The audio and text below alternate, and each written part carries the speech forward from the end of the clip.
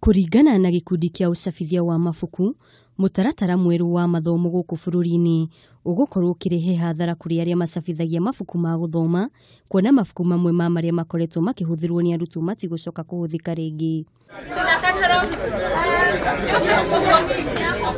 Cecilia Muve, ũrĩa nĩ mwendia wa mabuku ma Tageta, augĩte thutha wa thirikari gũtangatha gũcenjia kwa mũtaratara wa mathomo, nĩ makoretwo matekwendia mabuku, kuona arutwo metereire kũgũra mabuku marĩa megũkorwo magĩtwarana na mũtaratara mwerũ wa mathomo. Matiang'i akiongea kuhusu kupeana vitabu, oradha kupeana vitabu kwa wale kwa kutumia publisher moja kupeana vitabu. I think tunaona atakuwa amegemea upande mmoja kwetu, na kama publisher si tutaumia sana. Aswa Tageta, when it comes to our exams, or rather when it comes to our books, zetu most of them zinakuanga over 80% prediction. So tunaona kama tutakuwa tumeumia. So I wish angekuwa labda ameconsult wale wengine, na huyu msimamo wake ajaribu aregeze msimamo wake. Juu atatuumiza sisi. Tageta for example imeajiri over 100 people. Wengine wetu tutapoteza kazi. Na tunaona kabisa tutakuwa tumeumia.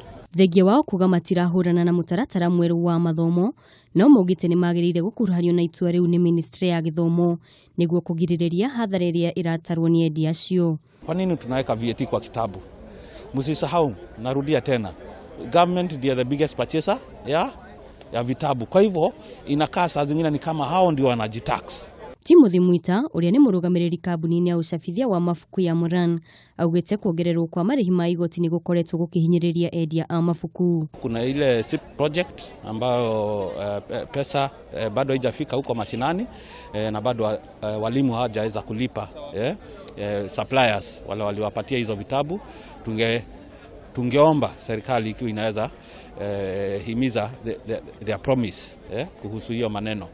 Secondly, tunakuja kwa hii maneno ya vitabu atikuwa costly.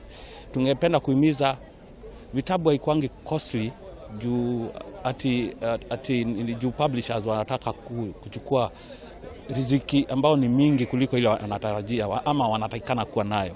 Vitabu inakuwa costly juu kwa research ilifanywa na World Bank ilionyesha Kenya kwa ratio ya kitabu kwa watoto inakuanga 1:14. Mũtaratara mwerũ wa mathomo ũgũkorwo kĩambĩrĩria January mwaka ũkĩte.